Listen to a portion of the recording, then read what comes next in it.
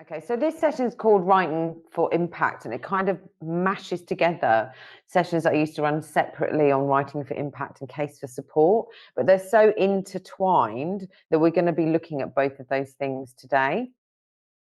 So I think you're all at my previous sessions, but just in case as you haven't, or somebody's picking up this video not having watched everything else, my name is Lucy Stone. I focus on supporting organisations increase their income through grants, trusts and foundations. So that's about bid writing. We're going to be talking about that quite a lot today.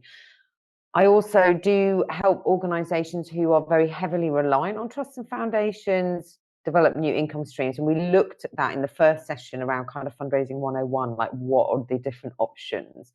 And I'm always talking about improving relationships with funders, because actually, if they're given to you once and you manage that relationship well and they really understand the impact of what you've done with their funds, they're likely to give to you again. And the main bulk of my work is with arts and cultural organisations and organisations based where I am here in Sussex, grassroots organisations working in the kind of social welfare, social justice sectors.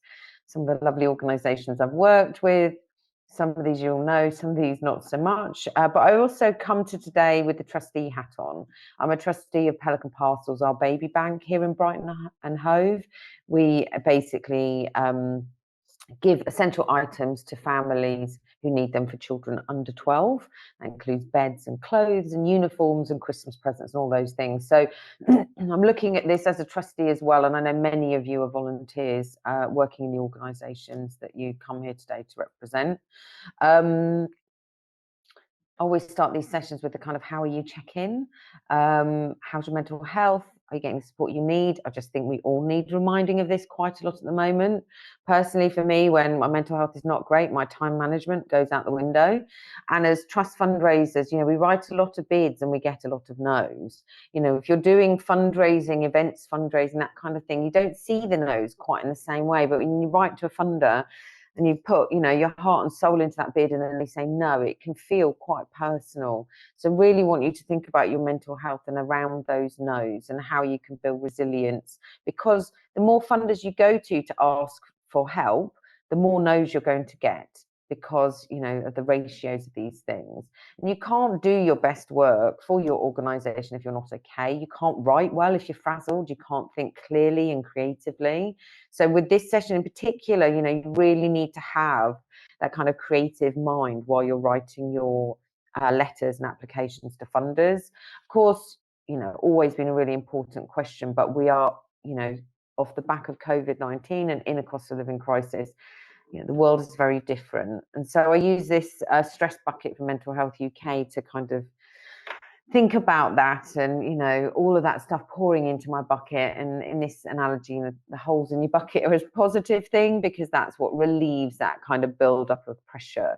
So, you know, when you need to sit down and write, have a cup of tea, go for a walk, you know, do something that helps you feel relieved, because you will write better and you will do this work better if you're not, you know, overstressed and got too much on your mind.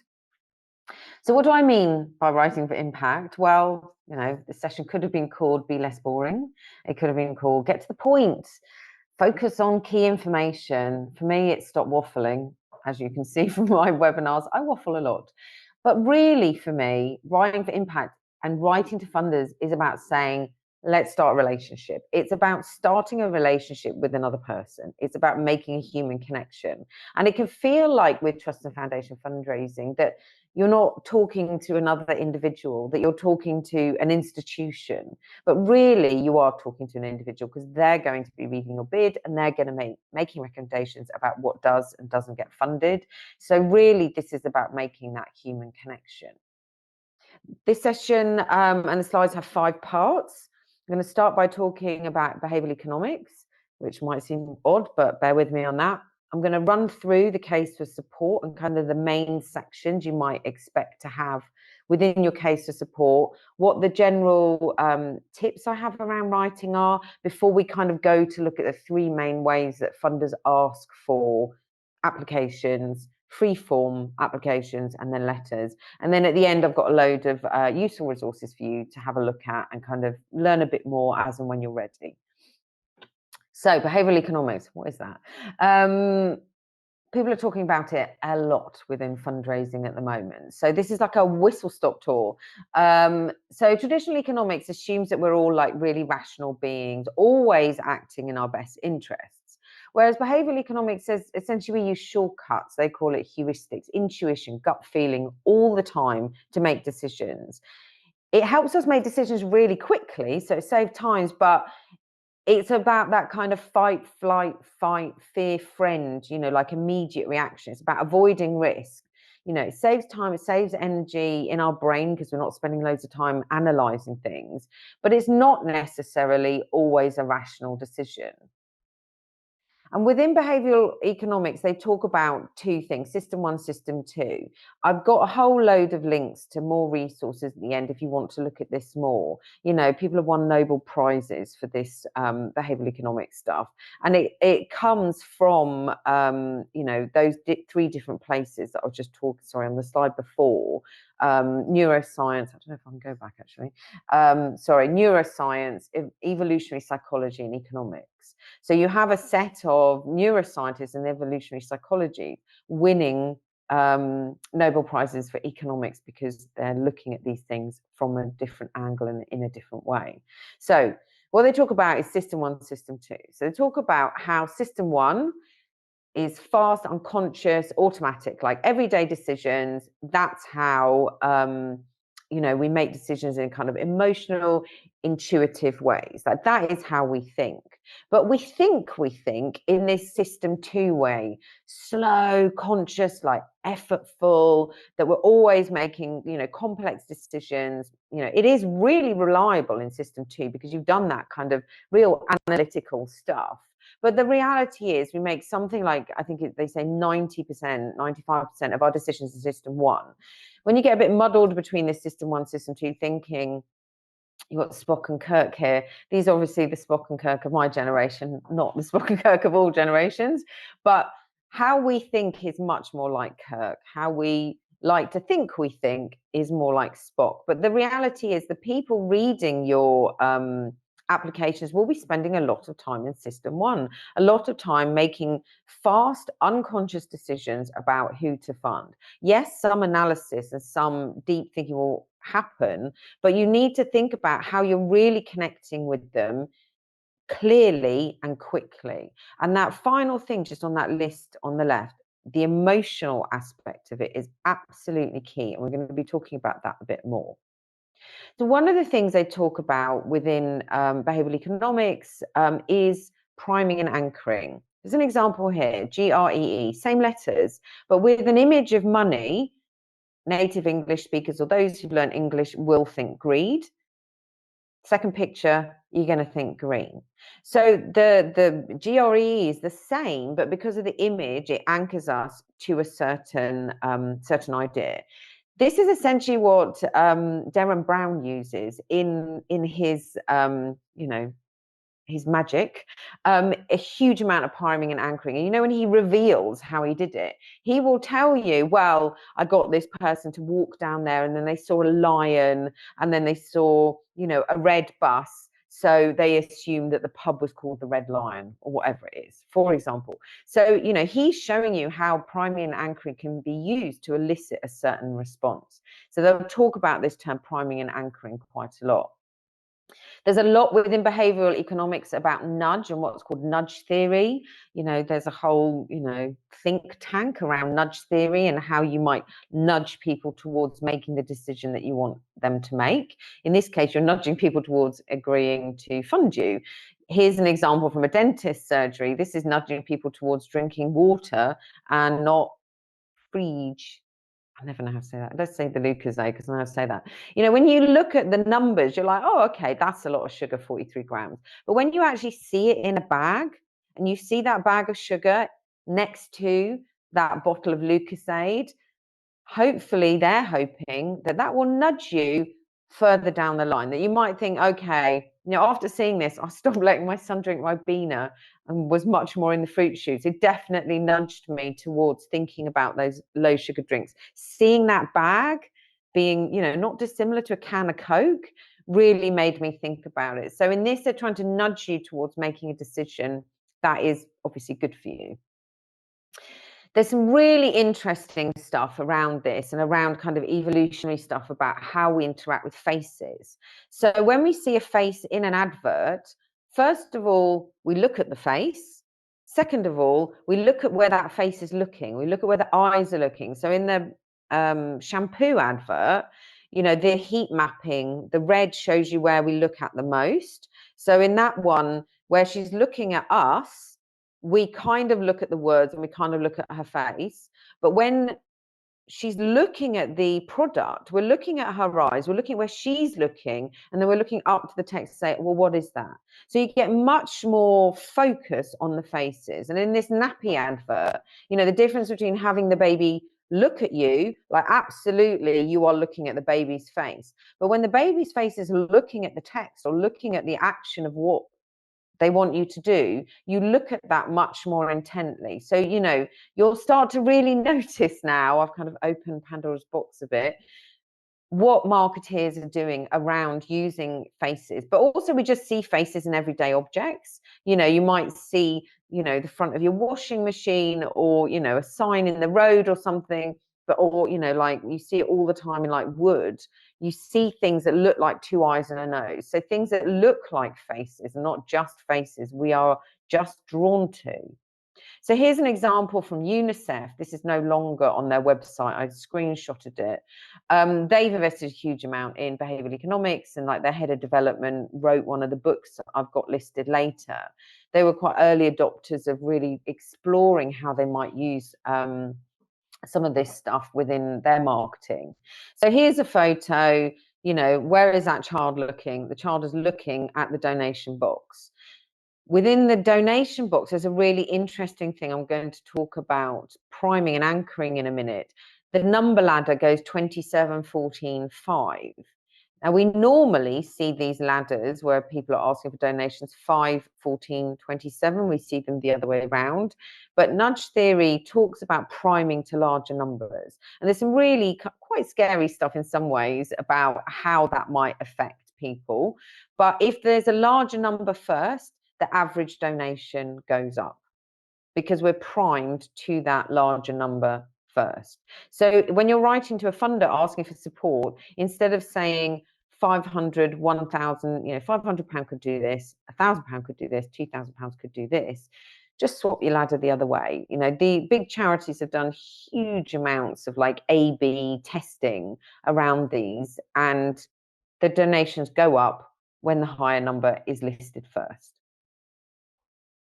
So framing is a really interesting one. That's about how you frame your data, how you show your information. So in this advert, it's 91% fat-free, this burger, which sounds great, but it's still 9% fat. So if they advertise the burger as 9% fat, would you think that's really good? You probably think that's a lot of fat. But when you say 90% fat-free, you think, oh, that's great. So actually, by framing that perceived positive, you are actually showing people the data one way around. You might want to think about which way around you're showing your data. Are you showing your data as a positive or a negative? Some of us actually respond to negative more than positive. So just check which way around you're showing your data. And actually, if you show the data the other way around, might it elicit a more positive response? And the other thing, just to mention while we're looking at food, is something called mirror neurons, which again, they talk about a lot in neuroscience. So our brains do this fascinating thing where when we watch somebody doing something, our brain fires the same neurons, these mirror neurons, as it does as if we're doing that thing.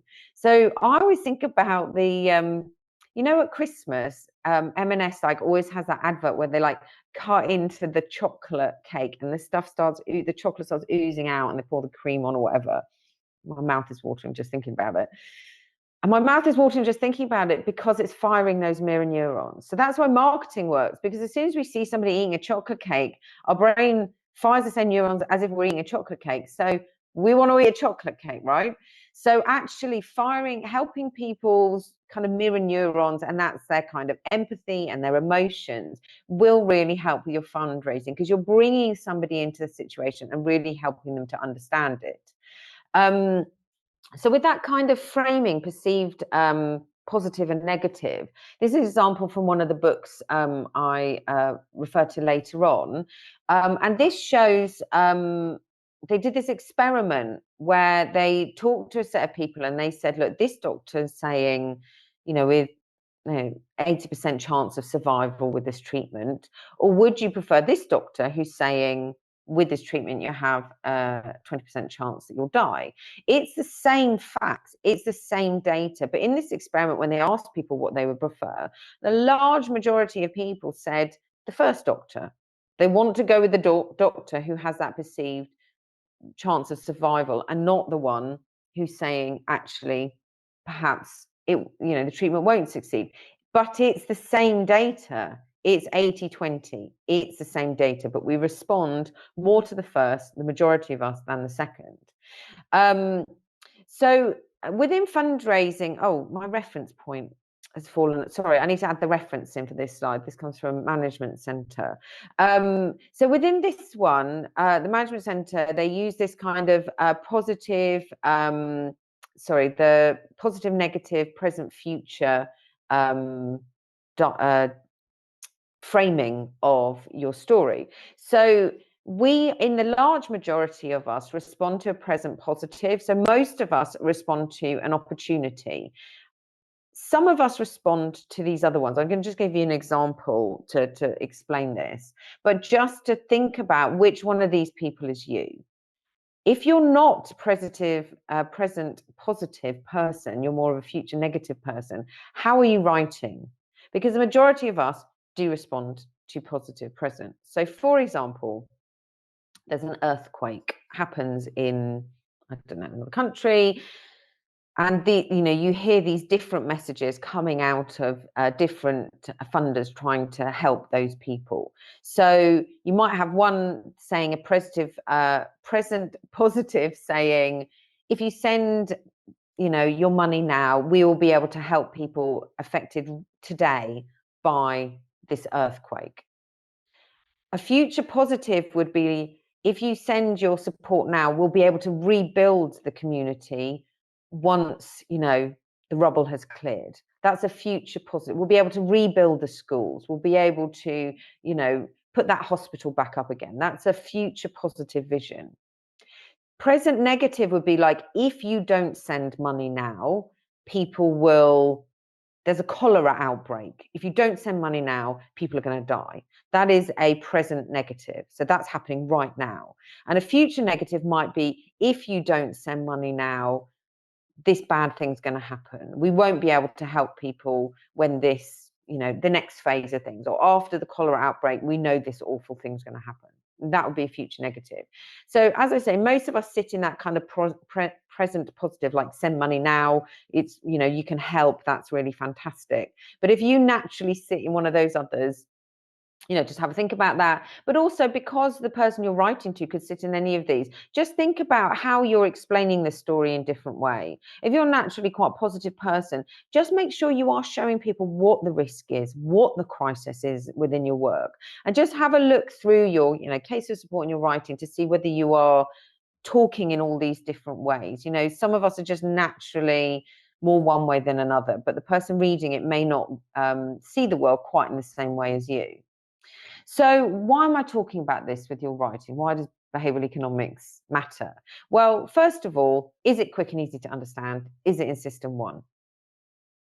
Can the person understand it quickly, even if they have no frame of reference for what you're doing? If you're making it too complex, they're having to do too much deep thinking. If you use too many acronyms or too much like internal within your sector language, does it help the reader think you're a safe investment? So they don't want that risk. They don't want, to have to switch on that risk part of their brain and like analyze everything. They want to know that if they give you the support, it's safe with you. Are you increasing empathy? Are you including things that helps fire off those mirror neurons? Because our gut reaction is a huge amount of what helps us make our decisions, whether that's because of system one, quick and easy to understand, or that thing around risk. And one thing I didn't talk about, they talk quite a lot about within behavioral economics, is social proof, which is like showing that other people support you. So have you shown that there's other funders supporting your work? Are you showing them that people like you are supporting us already? And that works a lot with, you know, things like Facebook fundraising and, you know, ice bucket challenge, like other people are doing it, therefore I'm going to do it.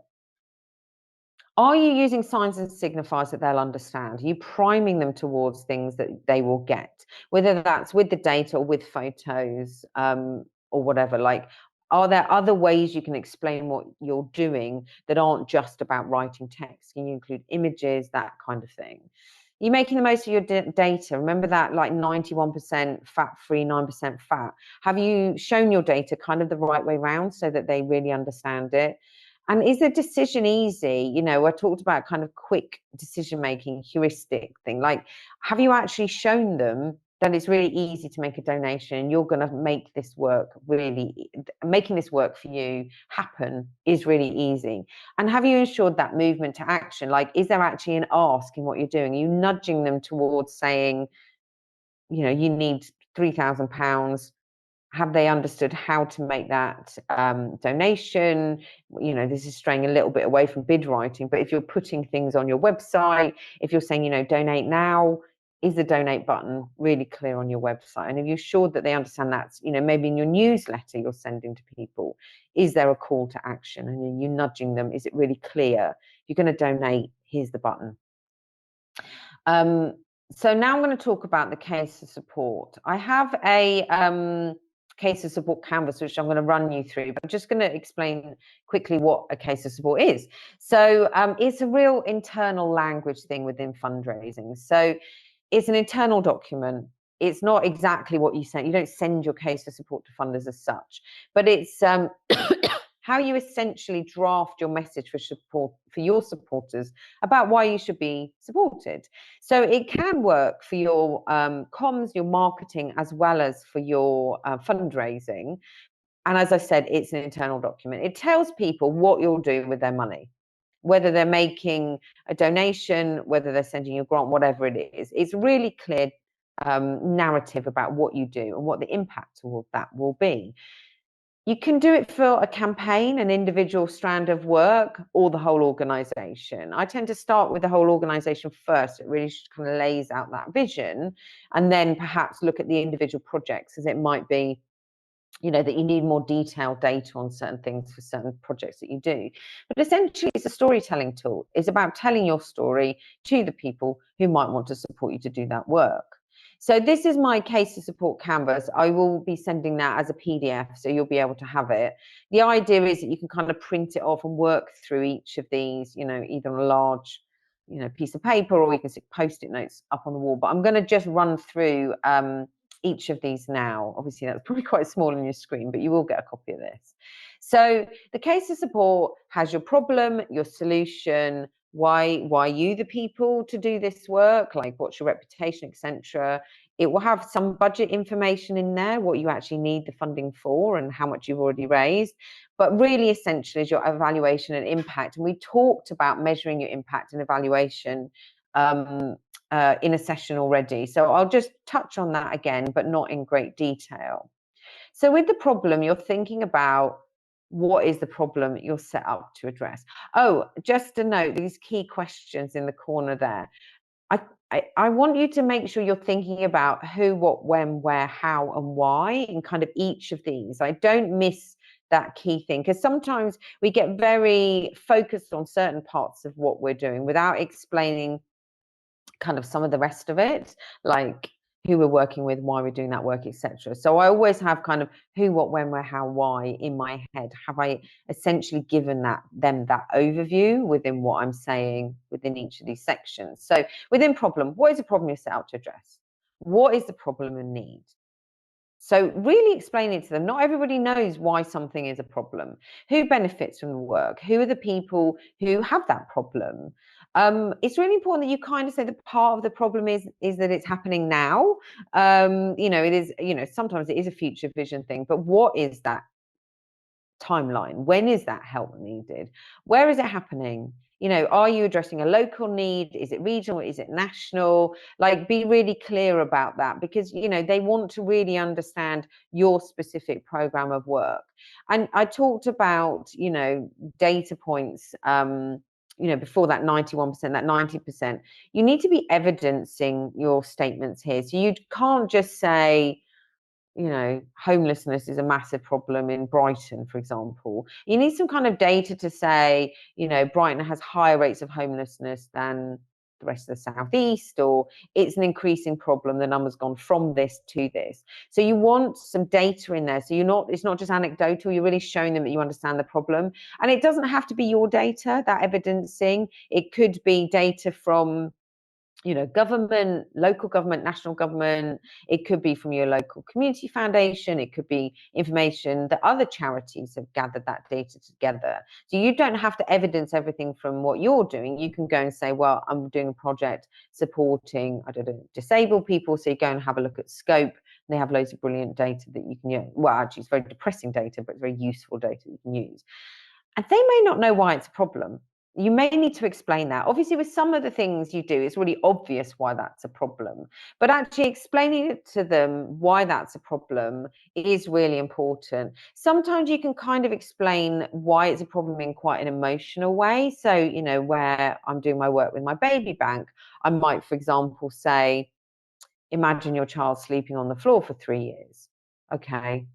I immediately know what the problem with that is. I perhaps don't need to go into data about sleep deprivation in children and, failure to thrive and meeting their, targets for, brain development, blah, blah.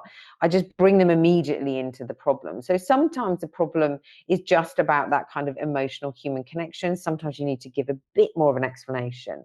And this is where you might want to talk about the scale and scope. Like, how big is the problem? Like, you're not trying to end homelessness in the whole country in the kind of example before. But this is the problem. Facts and figures where you are. Like, what's the scale and scope? How many people does this affect? How many people will be impacted by this problem? And then the solution needs to be specific. So they need to understand what you're going to do. Like, what is actually the solution? What is the work that you're doing? And it needs to obviously be aligned to the problem. And if that's not immediately obvious, you just need to explain why this is a solution to that problem and what you're actually going to do. This is where your kind of who, when, where, how kind of comes in. The problem is really more the why. But when are you doing this? Where is it going to happen? How is it going to happen? And who's doing the work? Who's solving the problem? It may, again, not be immediately obvious. Is it certain people within your organization, outreach work? What actually happens? And what's that methodology? What is the task that you do? Sometimes it's really obvious. We do this, we give out this. Sometimes it's more, more subtle, and you need to explain that subtlety or the nuance of what that is, because again, they're not always going to be experts in your work. So just think about explaining it in, really clear way. And I'm going to talk about clarity of language a bit later on. And, this is where you might want to be talking about your vision, like long-term impact vision. Like, actually, if this solution works, this is what will kind of happen. This is the vision for the organization. And to some extent, they need to know, how will you know when you've succeeded? Again, sometimes it's really obvious that, for example, the child will have a bed. In other examples, you'll know you succeeded because people have increased in confidence. We talked about outcomes before. I'm just going to mention that again. But how do you know you've succeeded? You will know because people will have achieved XYZ outcome, output, etc. And why are you the right people to do this? So this is really where you start to show off a bit. Like, what have you done? How have you done it in the past? Why are you the right organization to solve this problem when there's loads of people out there doing brilliant work? What is it about the way you do it, how you do it, etc.? Again, I'm going to say data, facts, figures. You need proof that you are the right people to do that. And that might come from saying things like, 90% of people who attend our workshop would come again. You know, our workshops are really popular, sounds great, but that data point, 90% of people come again, you know, I think we've used that example before, is showing that you ask people, is showing that you've already done the work and that the work is already effective. You might have some quotes of feedback, you know, why you? Because, you know, here's the feedback from some of the people that we work with.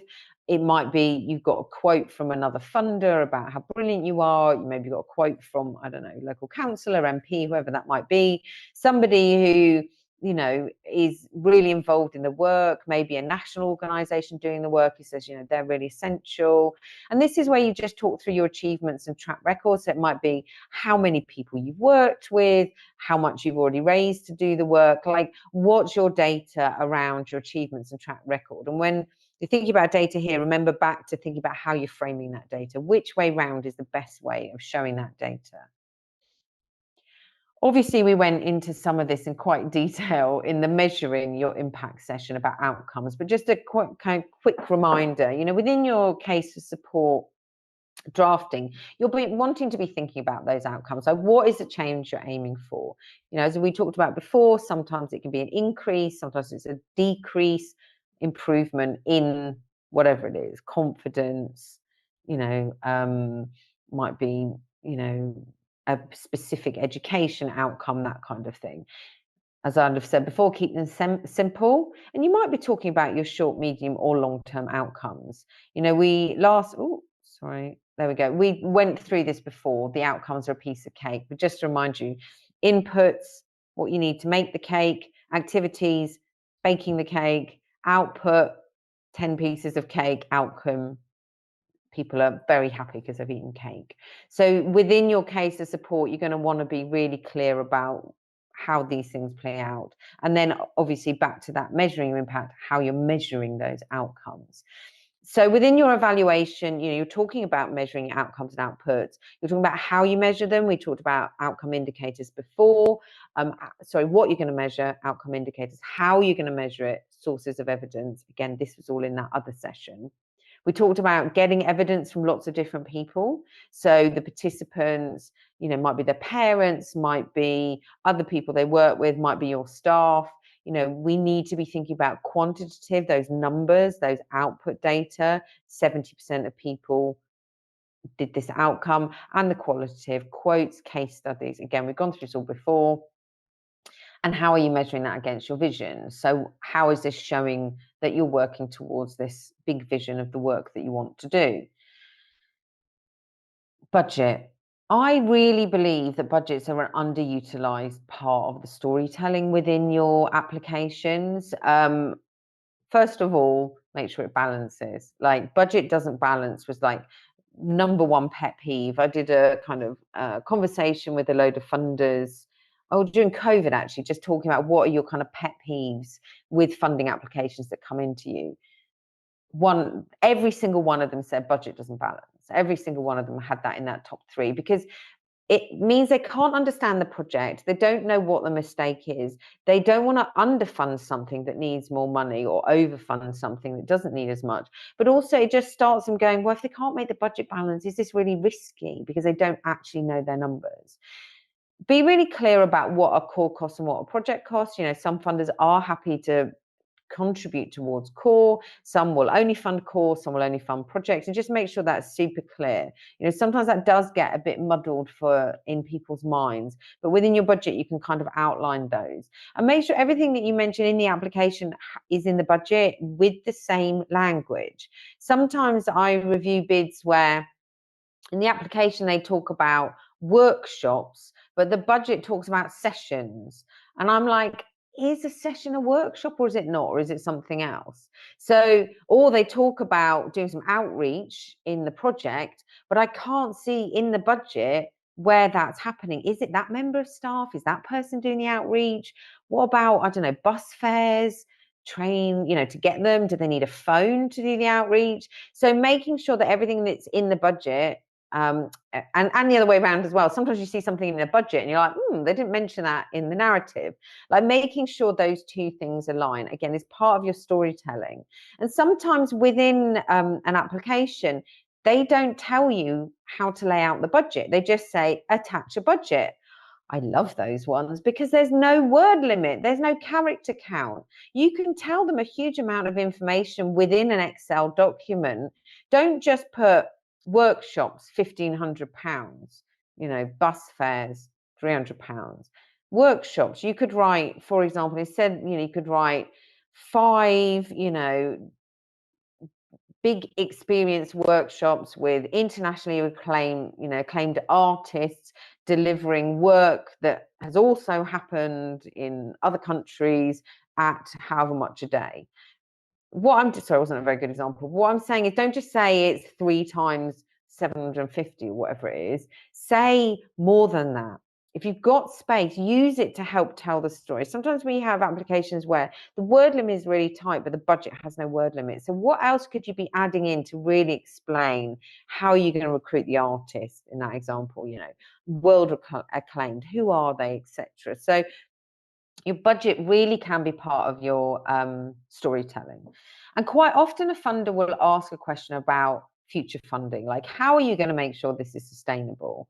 Sometimes it's a bit funny, like you're giving me £1,000, clearly it's that £1,000 isn't going to make it sustainable for the future, but they want to understand a little bit about what your future funding plan is. They don't always ask that, but having that kind of written within your case to support as your internal document, so you've really thought about, well, actually we know that this funder is funding for 3 years, or that funder has said we can go back in, or whatever it is, like helping tell that story about sustainability for the future.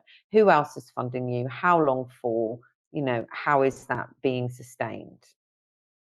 So some general tips now, regardless of the mechanism for writing to the funder. Within this, I'm really talking about 3 different types of applications, and I'll go through each of those in a bit more detail, but this is general tips for whatever type of writing you're doing. So short sentences, 17 words maximum. I'm going to give you a little example. We just can't hold huge complex sentences in our head, and it doesn't help you writing things that are really long sentences. We respond much more to an active voice than we do to a passive voice. So for example, children love ice cream is active versus ice cream is loved by children is passive. We respond better to active voices. Passive voices also tend to take more words. So if you're worried about word or character count, think about making your language active. And most of all, it's about plain English.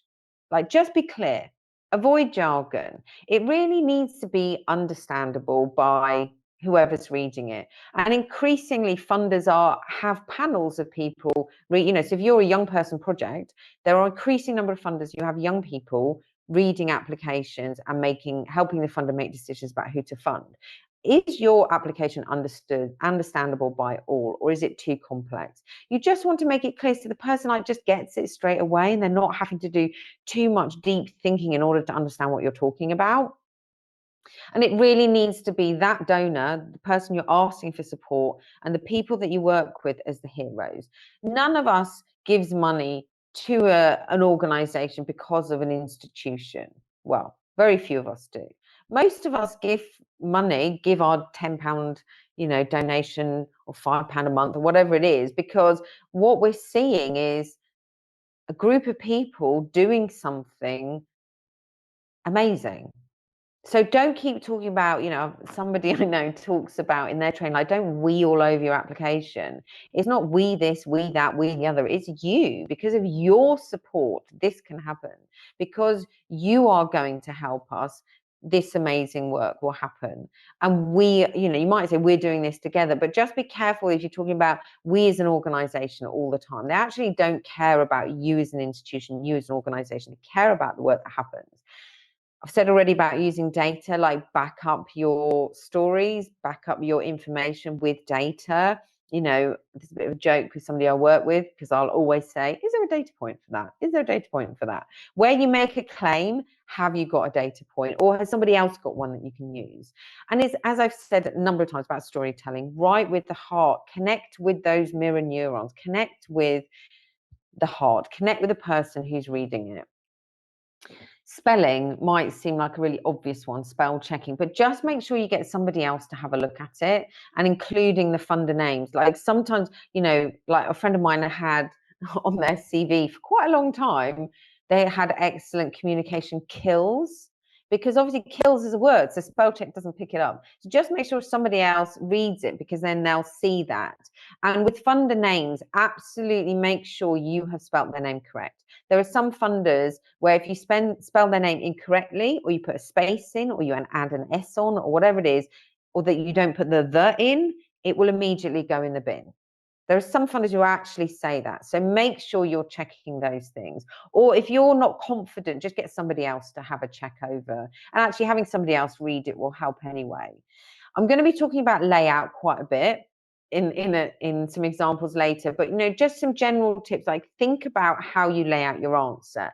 Think about the headings, think about using bullet points. Where you're putting in a form where you can't do bold or whatever, you know, your headings could be in capitals. You can use a dash as a bullet point, but it just helps the reader. Think about, you know, where you're, you know, sometimes you read bids where it's like, we will blah, blah, blah, we will blah, blah, blah, we will blah. Well, that could be a load of bullets. We will bullet, bullet, bullet. Just makes it easier for the reader. Think about photos. Think about mirror neuron. Infographics are also really effective. Sometimes you can explain really complex things visually, really simply.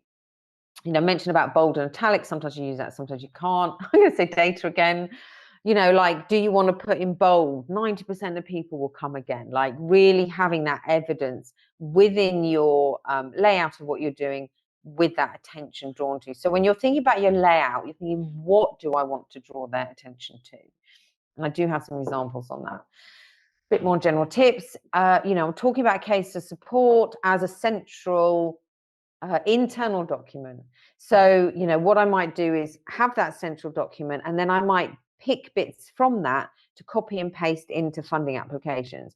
Obviously, I refine them for each funder, but you don't want to start from scratch every time. You know, you spent all this time thinking about what is the problem. You don't want to rewrite that loads of times. You just need that clearly articulated. Obviously, if you've got one funder who's interested in well-being, you might focus more on what data and information you have on that than a funder who's focused on, I don't know, education. So you're not just copying and pasting, dropping it in and off you go.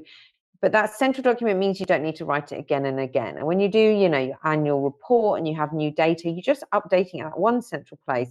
So you're not sitting there going, oh, where was it I wrote that really good thing about whatever it is? I can't remember which bid that it was in. And you go through all your old bids. Having it in one central place just really helps with drafting future bids.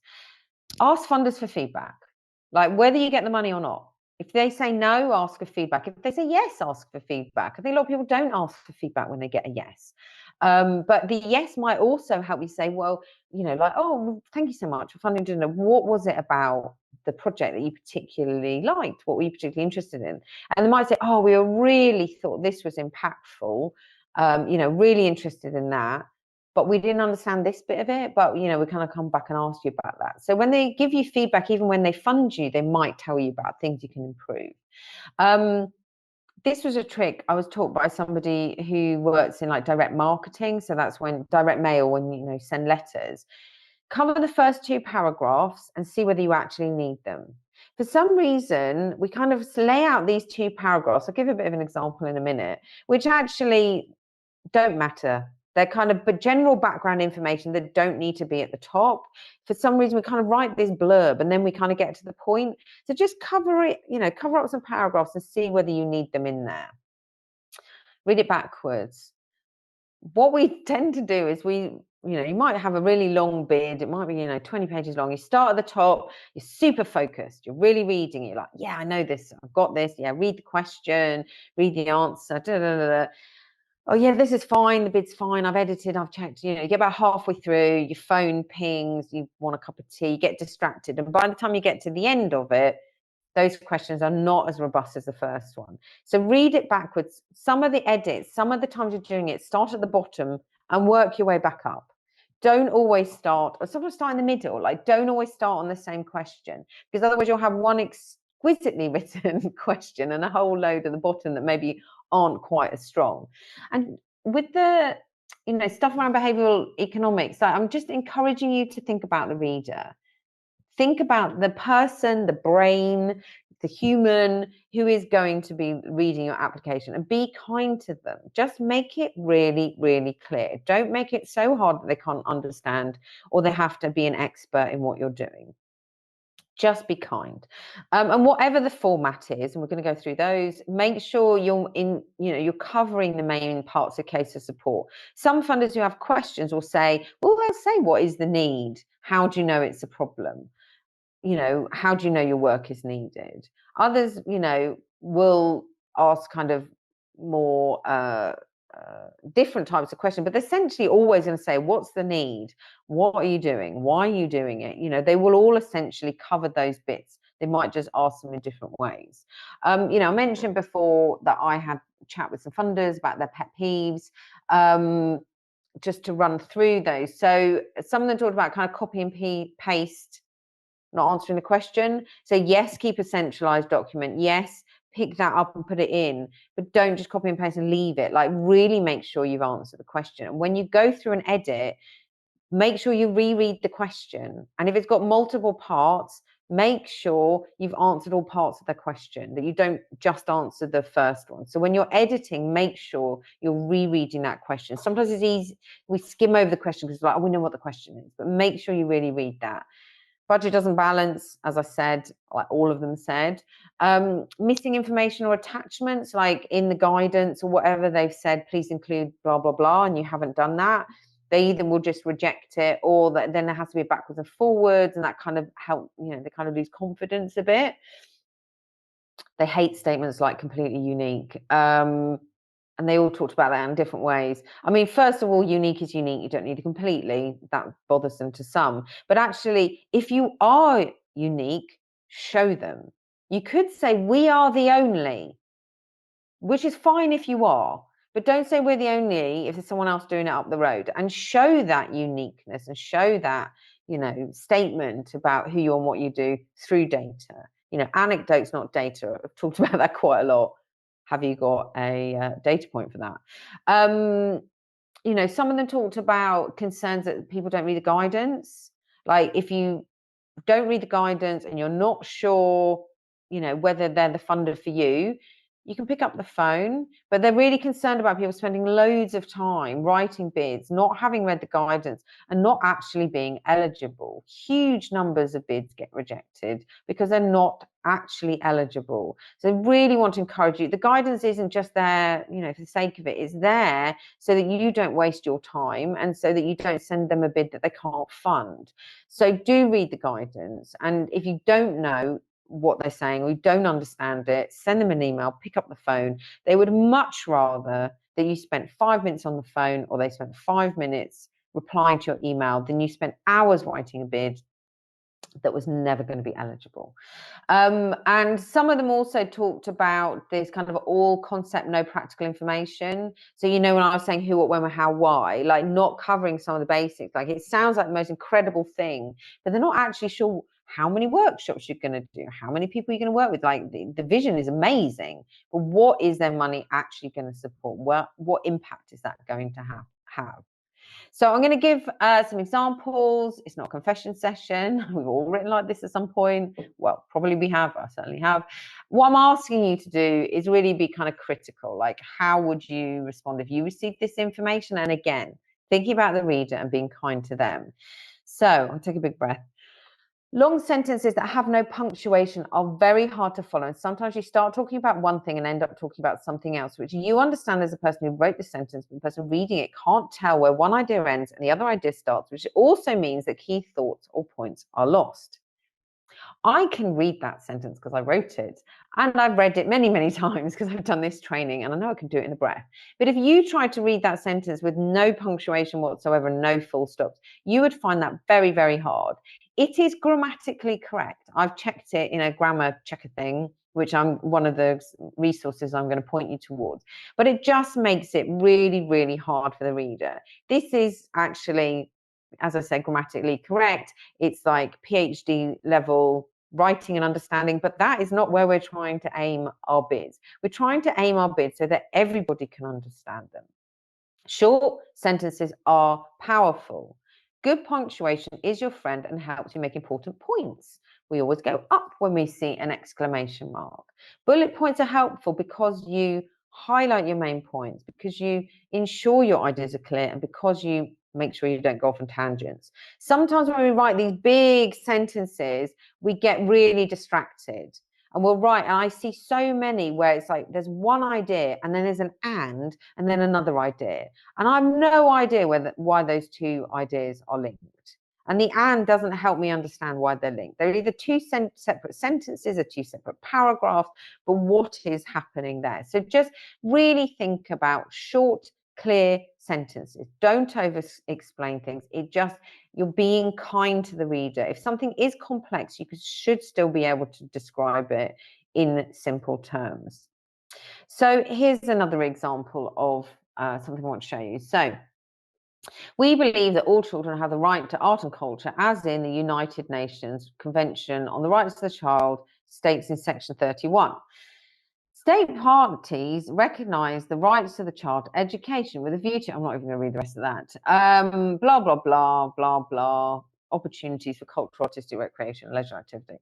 We deliver art workshops that help children unleash their creativity. So they've gone to the extreme of showing a data point, like I'm showing the United Nations Convention on the Rights of the Child. But you could just say children are creative. We help them unleash their creativity. I don't need to know about the UN Rights on the Convention of the Child, or whatever it's called. I was a child. I have a child. Maybe you're a grandparent. You just know that children are creative, right? I don't need all that filler to really understand and get to the point. So just encourage you, yes, data points, yes, show evidence, but don't over explain things to the point where people kind of lose, the thread of what you're talking about and the impact of what you're talking about and the impact of your work. Here's another example. Again, I'm not looking for hands up like I've done this, but we've all done it. We are a charity, number 12345, formed in 1927, called Charity XYZ. We used to support people with disabilities, including learning and physical disabilities. But after a new CEO called Joe Bloggs joined the organisation in 1997, we now focus on working with autistic children. Because of our funding, we only work with children under the age of 10. Autism is a neurodevelopmental disorder characterized by difficulties with social interaction and communication and by restricted and repetitive behavior. Wikipedia. Many autistic children have other neurodevelopment disorders such as ADHD, DLD, IDD, GDD, NVLD, or Down syndrome. I mean, first of all, that first sentence, who cares? This is why I'm saying cover up the front, cover the top. Most of us seem to do that. I don't know why. I am writing to you from this charity, blah, blah, blah. You've got your charity number. They know you're a charity. You can say it later. Why are we starting there? There are typos in there. I don't know if you noticed, but spell check obviously is really important. But it's not until I get to, halfway through the second very long sentence that I say we now focus on working with autistic children. Okay, that's what you do. And then I say, well, that's what we're doing because of our funding. That's a bit weird. I see that quite a lot, that it's almost as if you're doing what you're doing because somebody's funding that. No, just say what you are. And then, like Wikipedia, is that a good source? Would it be better to do some data points about what the impact is for autism for young people? Most of us generally know what autism is. And by the time we get to I can't say it anymore, ADHD, DLD, IDD, all that. I mean, you completely lost them. Please be kind to your reader. Please think about, this is like an overly formal way of trying to explain who you are. This organisation works with autistic children, and they work with autistic children because, what is it? Why are they doing that? This is where you might benefit from covering up those first few paragraphs. So, sorry, just a quick time check. I said this is a long session because it's like two sessions mushed into one. So we're now going to look at the three ways in which funders generally ask for applications. They might ask for an application form where they designate what the questions are. They might do a free form application where they say, on 10 pages, please tell us XYZ. Or they might have no website, no information about how to apply. You just need to write a letter. So on application forms, as I've said, they've chosen the format. So they're asking the questions. One thing that might be worth you knowing is that sometimes, quite often there's like a summary intro at the beginning, like, just give us an overview type question. Sometimes that's the only bit that the trustees read. The people who are making the decision only read that intro. They don't have time to read the full application. And there's like a grants manager or an officer or somebody who's, putting them forward as recommendation. So I always write that summary intro question last. I decide kind of what I'm going to say throughout my bid, and then come back and think, well, if there was only 3 things I take away from this, what I want them to know: problem, solution, whatever it is. Obviously, you need to ensure that you answer the questions. That's what I was saying before. Sometimes we kind of read the questions and we think, oh, I know what the answer is, copy and paste, dump. Really read the questions, why they're asking this question in that way. Sometimes the questions really overlap, and that can be just because they've added a question, not thought about removing a question. Sometimes it's because they want to understand something else, and the guidance might really help you there. If you don't understand the difference between 2 questions, just phone them, email them. What do you want to hear there? What do you want to hear there? All the tips above apply, of course, but as I said, think about why they're asking this information. You probably will cover most of the points in the case for support, but think about where you're saying problem, solution, why you, etc. And if I have word limit, extra words, that's where I might stick in like a quote or a mini case study or that kind of thing.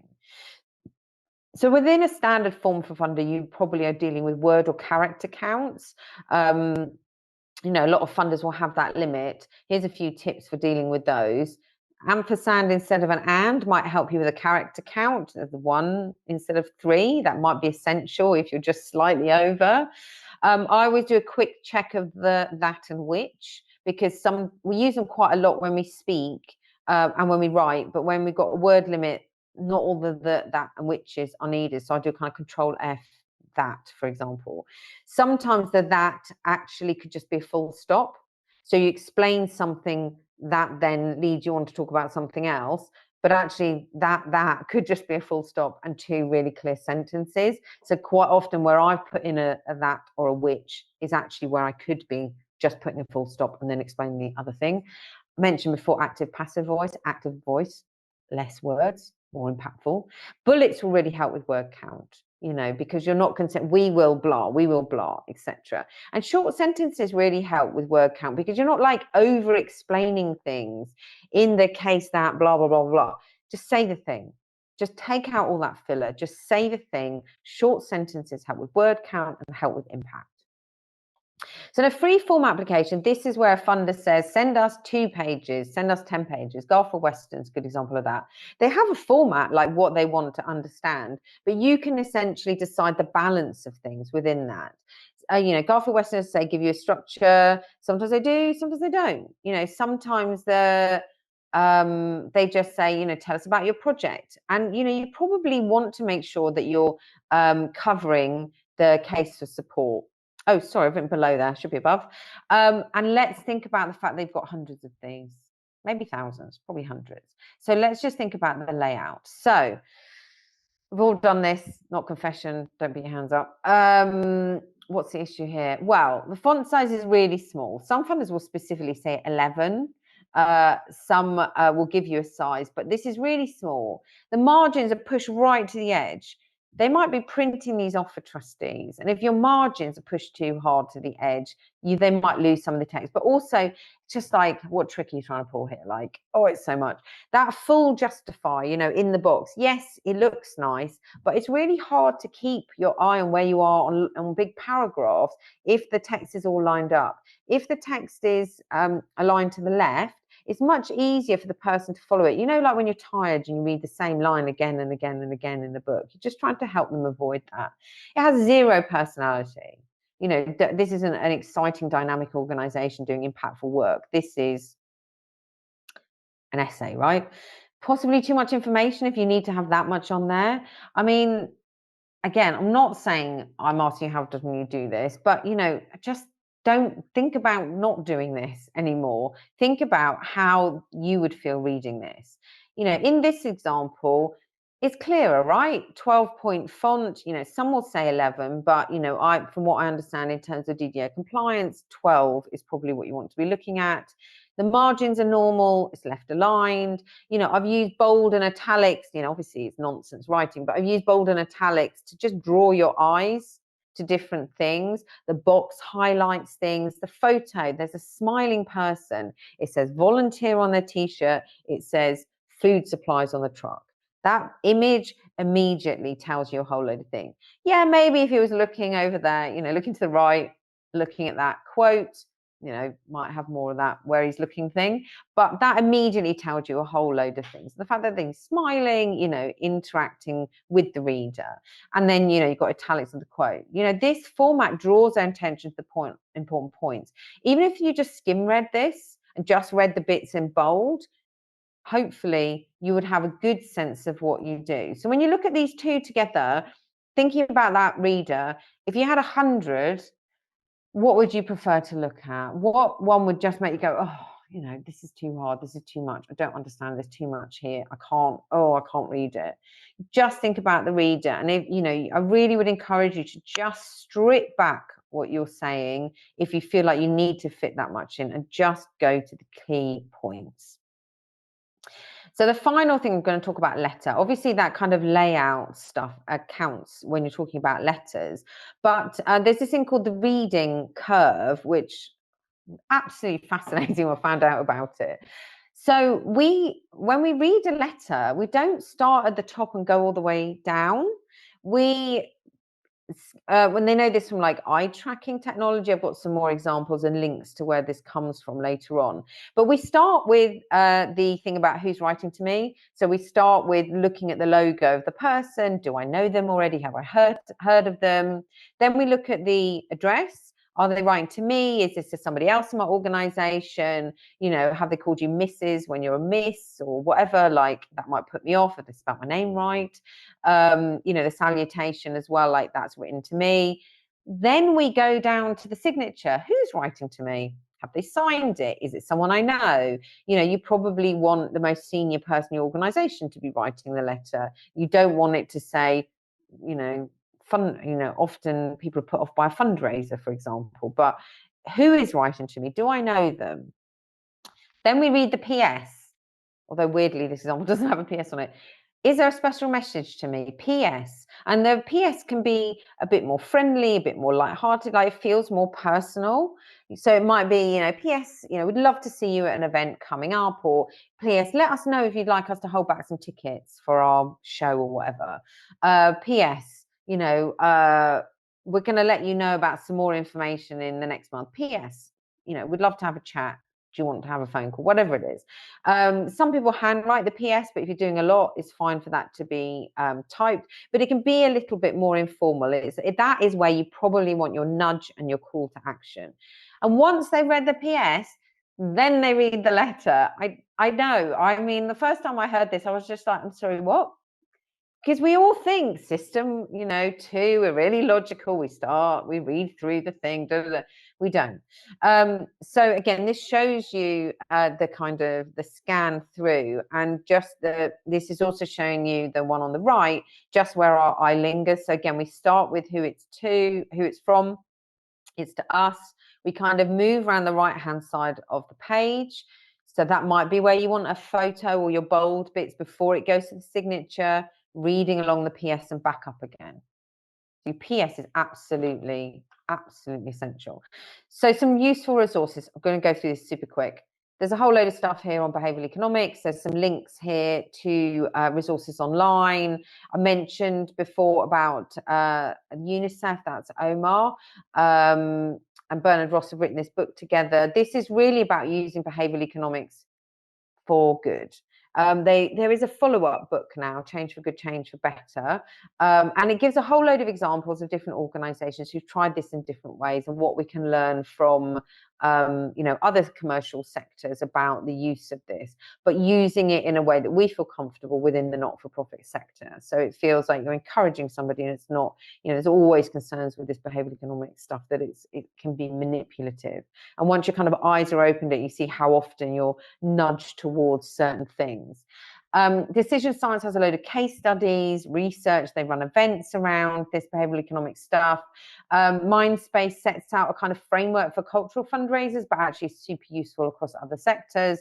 And Nudge Stock is an annual free event where it's not just the not-for-profit sector, but lots of different sectors kind of come together to look at case studies and examples. You can sign up for free, and I think you can watch the things back, but there's loads of useful resources there. The Hemingway app is a really useful one to think about. You know, I was talking before about that incredibly long sentence. Was it grammatically correct? Checked it in the Hemingway app, it is. But you copy and paste your text in, and then it just highlights where things are a bit difficult to understand or where sentences are too long. You might want to make changes. So I use that quite a lot.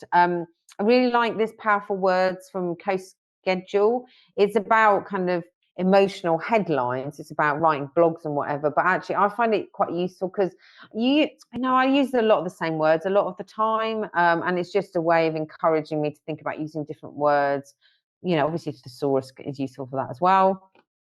I talked about data, you know, making sure you've got your data, and this is a really useful place to find some of that data about the areas that you work in. So when you know, might say X is a real problem where we're based, this will take you to a place where you can look up some really useful data about your local area. You can put your postcode in, and you can look at deprivation, education, health outcomes, etc. So depending on what your project is, you might want to look at different parts of that deprivation data. For those who are doing arts projects, Arts Council has some great information around cultural engagement. And then this final one is about the reading curve, just in case you want to look at any more about that. There's just a few links to different things around that. And then final slide, you know, as always, my contact details. You know, if you want to keep in touch, if you want to ask me a question, that's just so you know where I am.